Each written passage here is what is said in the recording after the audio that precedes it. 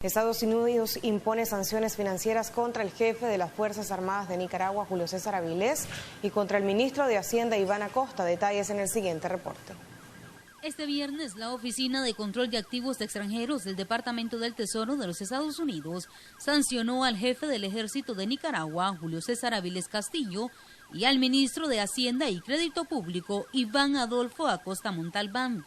Según el documento, dicha designación se da por apoyar al corrupto gobierno de Ortega.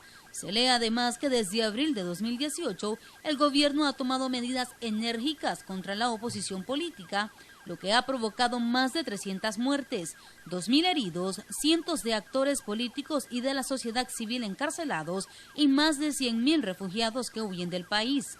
El secretario del Tesoro, Steven Mnuchin, manifestó que las continuas violaciones de los derechos humanos básicos, la corrupción flagrante y la violencia generalizada contra el pueblo de Nicaragua son inaceptables. Según el Departamento del Tesoro estadounidense, Julio César Avilés Castillo fue designado porque está alineado políticamente con el presidente Ortega. Se negó a ordenar el desmantelamiento de las fuerzas paramilitares o parapolíticas durante y después de los levantamientos políticos que comenzaron el 18 de abril de 2018. Los militares proporcionaron armas a los parapolicías, que llevó a cabo actos de violencia contra el pueblo nicaragüense, que resultó en más de 300 muertes, actos de violencia significativos y abuso de los derechos humanos contra personas asociadas con las protestas. En el documento, el Tesoro agrega que Iván Adolfo Acosta Montalbán fue designado porque ha seguido organizando un importante apoyo financiero al gobierno de Ortega. Además, Acosta amenazó personalmente a los bancos para que no participaran en una huelga organizada por los líderes de la oposición en marzo de 2019, cuyo objetivo era impulsar la liberación de los presos políticos. Como resultado de la acción de este día, todos los bienes e intereses en la propiedad de esas personas que están en los Estados Unidos o en posesión o control de personas estadounidenses están bloqueados y deben ser reportados a la OFAC.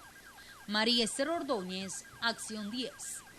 Inmediata reacción de políticos estadounidenses y del Parlamento Europeo a las sanciones del jefe del Ejército y de Hacienda. El eurodiputado Juan Ramón Bauzá dijo que solicitarán que la Unión Europea también aplique sanciones a estos mismos funcionarios. María Esther Ordóñez nos continúa informando.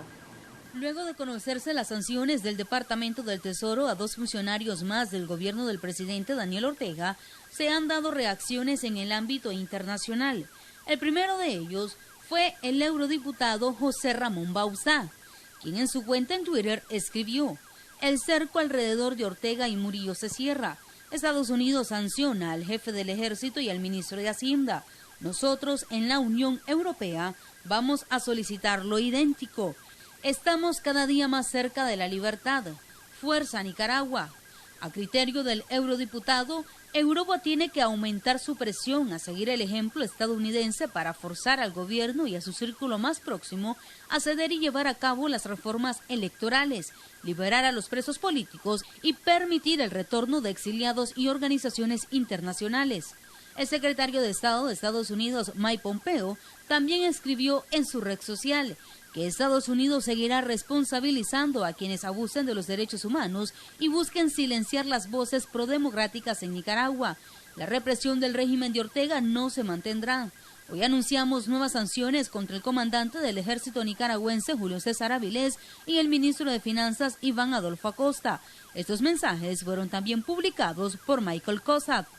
Estas sanciones llegan luego de un día que el Comité de Relaciones Exteriores del Senado de Estados Unidos aprobó una resolución sobre Nicaragua donde expresan el deseo que los Estados Unidos continúe apoyando los esfuerzos pacíficos para promover la restauración de la democracia y la defensa de los derechos humanos, así como el uso de las herramientas dentro de las leyes de Estados Unidos para aumentar la presión política y económica sobre el gobierno del presidente Daniel Ortega. María Esther Ordóñez, Acción 10.